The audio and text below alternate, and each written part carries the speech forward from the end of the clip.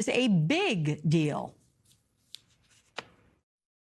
I don't think anybody in the public anyway really understands how big this is. This is a huge global sex trafficking and probably money laundering network. And it could take a long time before we really find out exactly how it operated. It was global. There were people in Russia involved, all over the world. And so, I'm not sure how much the FBI really did their job in investigating this, quite frankly. In fact, I feel like we're getting more information from his estate through the Oversight Committee than we probably ever would have gotten out of the government files.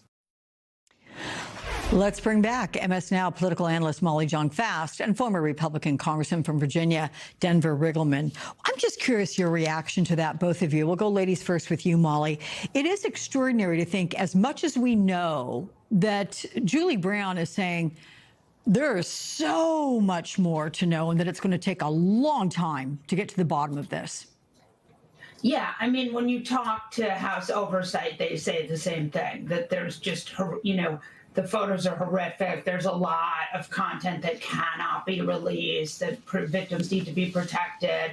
This is a really bad story. And I think that there's, there were hundreds of hours of video and tape. And I think that it's and there was, of course, elements.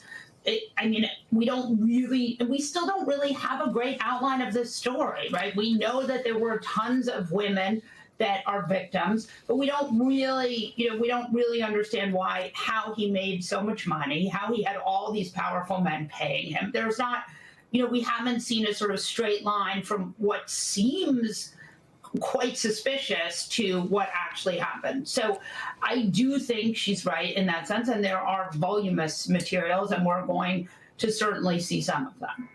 Yeah, absolutely. And there has been a lot of speculation, Denver, about how Jeffrey Epstein made his money, how he became so incredibly wealthy. Julie Brown said money laundering. What's your thought on that? Wow. For somebody attacked by QAnon, that's a heck of a question, isn't it, Alex? So here's where we got to be careful, right? We got to be careful about flipping conspiracy theories the other way, number one. Thank you. However, number two, looking at frequency analysis, looking at follow the money, there's also something here that's very, what's the best word I have, dastardly, hideous. And the fact is, how many pictures with Epstein do we hit as far as a threshold for Republicans to say that maybe Trump and Epstein were friends? I mean, where are we at here? And it's just ludicrous. But I do think this is a money-specific type of crime.